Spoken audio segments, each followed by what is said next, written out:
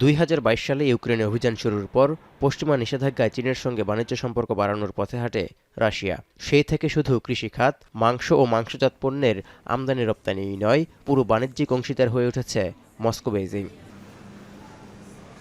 2024 সালে চীনে রাশিয়ার মাংস বিক্রি 14% বেড়েছে। এর মধ্যে প্রায় 50%ই মুরগির মাংস। এছাড়াও রাশিয়ার গরু এবং অন্যান্য প্রাণীর মাংসের শীর্ষ আমদানিকারক হয়ে উঠেছে চীন। এতে পশ্চিমা নিষেধাজ্ঞার চ্যালেঞ্জ কাটিয়ে ওঠার দাবি রুশ মাংস উৎপাদক ও রপ্তানিকারকদের। Мы активно развиваем экспорт, поставляем более чем 45 стран в мире нашу продукцию. И Китай занимает долю в 30%. Приблизительно такой объем. То есть для нас он является приоритетом номер один. 2023 সালের তুলনায় 2024 সালে রাশিয়ার মাংস এবং মাংসজাত পণ্যের রপ্তানি বেড়েছে 24%। অর্থের হিসেবে যা পৌঁছেছে রেকর্ড 170 কোটি মার্কিন ডলারে। 2030 সালের মধ্যে রাশিয়ার মাংস রপ্তানি আয় প্রায় দ্বিগুণ হয়ে 360 কোটি ডলার ছাড়িয়ে যাবে বলে মনে করছেন বিশেষজ্ঞরা। The hard limit for any agriculture export or even growth is actually the amount of arable lands.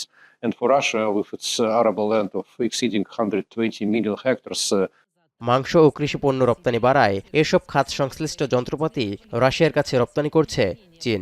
সাশ্রয়ী মূল্যে পাওয়ায় রাশিয়ার কৃষকদের মাঝে জনপ্রিয় হয়ে উঠেছে চীনা যন্ত্রপাতি। Трактора на сегодняшний момент уже 4-й модификация, они постоянно что-то дорабатывают. চীনা ট্রাক্টর এবং কম্বাইন্ড হারভেস্টারগুলো ইউরোপীয় প্রতিপক্ষদের তুলনায় 30-50% কম দামে পাওয়া যায় বলে দাবি রাশিয়ার কৃষকদের, যার কারণে সয়াবিন, রেপসিড বা ক্যানোলার মতো তেলবীজ উৎপাদন এবং প্রক্রিয়াজাত করতে চীনের কৃষি যন্ত্রপাতির উপর নির্ভরশীলতা বেড়েছে রাশিয়ার। তৌহিদুর রহমান, এখন বিশ্ব।